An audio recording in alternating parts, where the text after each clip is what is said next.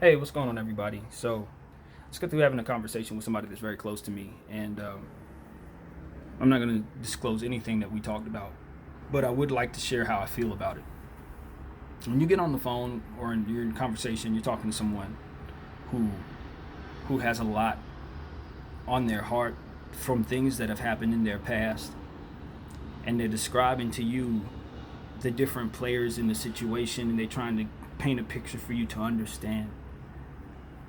Sometimes, if their perspective is that of someone who's been treated poorly, or they see it as if they've been treated poorly, when they try to describe to you what's going on with the people and in the situation, that perspective sometimes is going to be skewed by that negative feeling, or those that are resentment or whatever, what have you, the antagonist aspect of that interaction.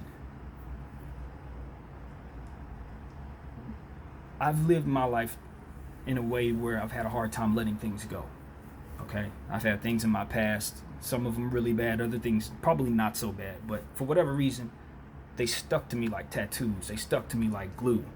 And it was hard for me to shake that off for whatever reason, because of how my mind works. I just couldn't overcome those things for the life of me. You would say a certain thing and it would stick to me. I would be sensitive to certain things and it would stay with me for years. People would wrong me and I couldn't let it go.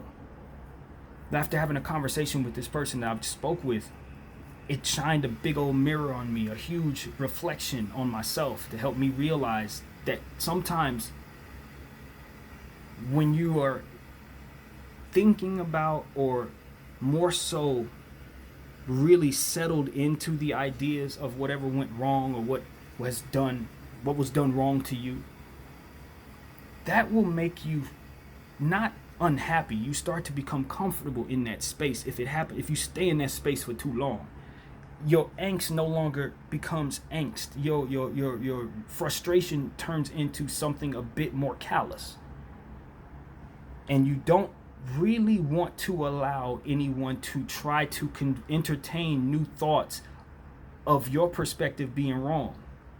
You don't want that, because you were so comfortable in your space of being unhappy.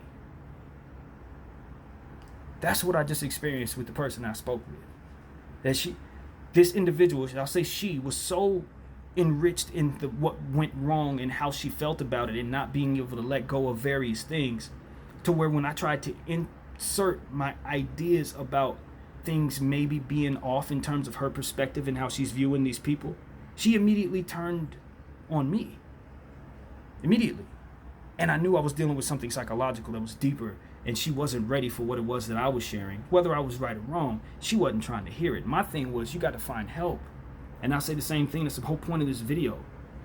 You will ruin all relationships, and in this case, try to isolate yourself from people that maybe you have a little problem with, but nothing that can't be worked out one way or another. People that you probably should have in your life for reasons that I don't want to talk about, because it would disclose too much of the situation. But you don't want to let go of everybody that you've had an issue with, because some of these people are going to meet you halfway in other areas. Some of these people are going to grow in your life, and you still need the fruit that comes from those relationships.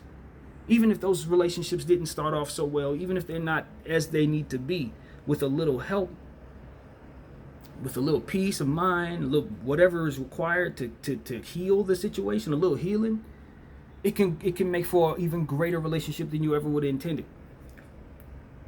She's closed to that relationship because of what's embedded in her heart, what she's now comfortable with, that once frustrated her, offended her, made her feel bad, hurt her, however she would best describe that feeling.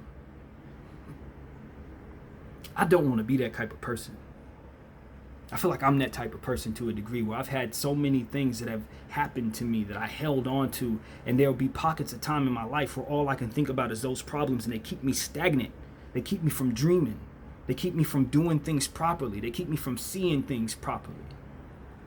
They keep me from making decisions that help me in regards to allowing people into my life because of trust issues. It keeps me from having confidence in myself because I always think that somebody's going to say something and it's going to affect me the same way that it affected me when I was a child and someone said something that I didn't like. You gotta let go of childish stuff. No, and this is a 35-year-old man coming at you. 35 in a couple days, August 18th. You cannot hold on to that stuff. Negative things, whether it's your fault or not, whether it's things that happen to you or things that just happen to happen, you got to find a way to let it go. You have to get the help. And I think psychological help is a way to go. Constant communication with someone who will listen to you and be able to give you intelligent feedback. Because you can vent to somebody that you know, but they can't give you what you need. Or you can go talk to somebody once or twice, but you need that embedded, persistent, consistent outlet, psychological outlet, to help truly deal with deep and embedded problems. Things that happen from probably a time before you were fully conscious and understanding the world around you. So I just came here to say, if you are like that, seek happiness before even considering help. Understand that that feeling that you feel where you don't care, that comes from a place of pain that has been calloused over time. It's like a wound that gets cut and then it heals, but it don't heal right. It don't heal properly. The skin is never the same. You see what I'm saying? That's what happens when you hold on to stuff that you know you, or maybe you aren't aware of, that you need to let go of. Childhood traumas that need to be spoken about, talked about, dealt with, cried about, what have you. If you don't do that, it will affect your relationships. It will affect how you view people that you know and people that you meet. It will affect even how you view yourself.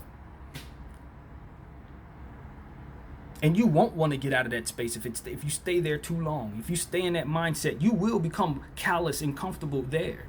You will create a hive within your pain from which to protect you from future pains. That type of stuff is toxic in every way. And you won't be any the wiser because you're comfortable in the indifference of it all.